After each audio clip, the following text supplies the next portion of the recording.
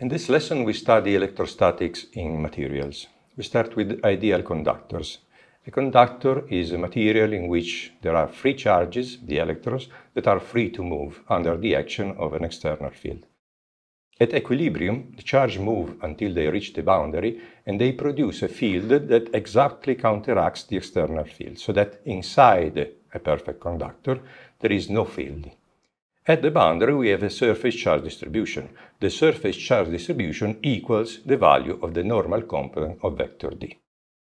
And the tangent component of field E is equal to 0 at the boundary, because if there were a field at the boundary, the charge would move along the direction of the field. As a consequence of this, the constant value of the potential applies throughout the body, inside and at the boundary.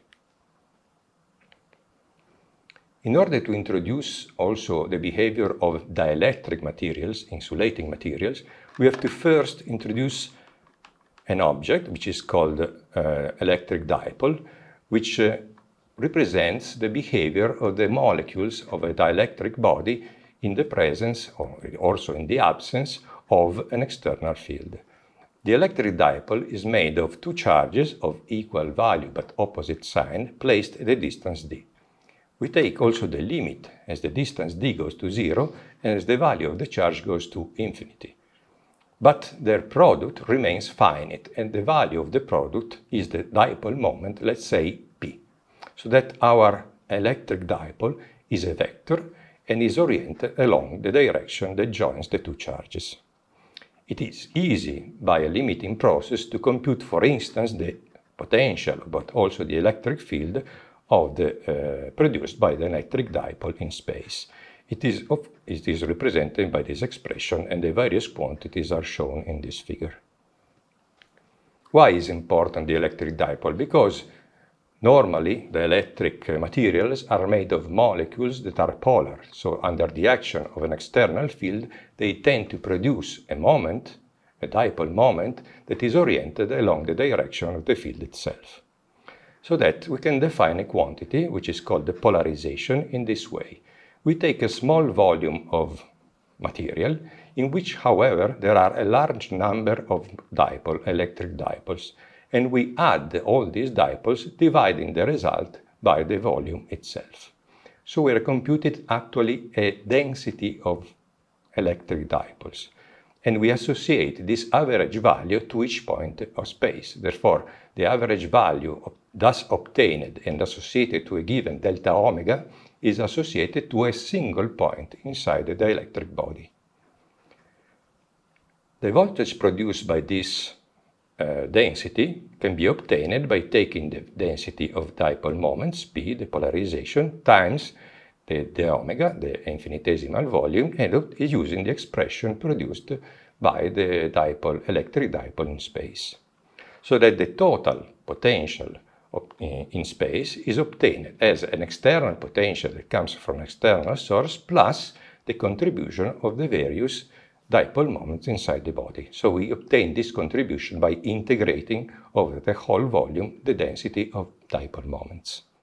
This can be mathematically split as a sum of two terms. One corresponds to a charge distribution on the surface of the body itself, and one to a volume distribution inside the body itself. And you can see that the two surface and volume distribution, the two densities, are associated to the polarization vector through an operation taking the dot product with the normal component and an operation taking the divergence of the polarization. So that for a point in space, we can see that the field or the potential is obtained as the sum of the external field, external potential, plus the field produced by these equivalent charges that are present on the dielectric body. The divergence of D, epsilon naught E, is, by definition, equal to the free charge. In our case, the charge is equivalent, so that the divergence of epsilon naught E equals to the equivalent charge inside the dielectric body. This equivalent charge is obtained in terms of the polarization by minus the divergence. So if we add these two, we notice that the divergence of epsilon naught E plus P is equal to 0 if there is no free charge, true free charge. So if we define D as epsilon naught E plus P, we obtain a field D that, as in the previous case where we studied electrostatics in vacuum, the divergence of the new D is equal to the true free charge, rho omega. This new D is therefore the product of epsilon naught E plus the polarization, the density of dipole moments. The polarization is proportional to the field. The proportionality to the electric field is Ke, which is the electrical susceptibility, epsilon naught E. So that D can be expressed using Ke as epsilon naught 1 plus Ke times E. The quantity 1 plus Ke is called relative permittivity or relative dielectric constant of the material, and the product epsilon naught epsilon r is called absolute permittivity of the material. Some values of permittivity for some typical materials is shown in this table. As you see, the value of permittivity for common material is always greater or equal to 1. A large number for the permittivity is obtained for water, 81, but other materials have numbers that range between 10 and 1. There are boundary conditions between two materials that have different properties, for instance, a different dielectric constant.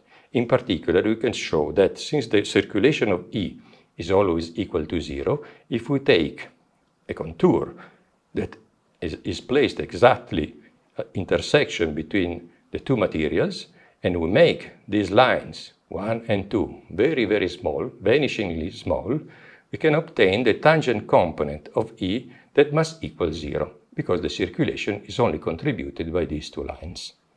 So that we can express more rigorously this condition in this way. N cross the difference of the two fields in the left and right materials must equal 0. Continuity of the tangent component of the electric field. What concerns the flux density D, we can plot a small volume that intersects the boundary between the two materials and compute Gauss' law. Gauss' law states that the total flux of D equals the charge inside this small volume. Since we can make this dimension of this cylinder vanishingly small, we can obtain that the total flux of D is contributed only by the two front and back faces. So is D2 delta S minus D1 delta S. And this must equal the total charge inside, which is the surface charge density rho S times delta S. And we obtain therefore a condition for D that says that the jump in the normal component of the electric flux density equals the surface charge on the material. In this definition, let's notice that D2 minus D1, D2 is the component of D along in the material along which the normal points to.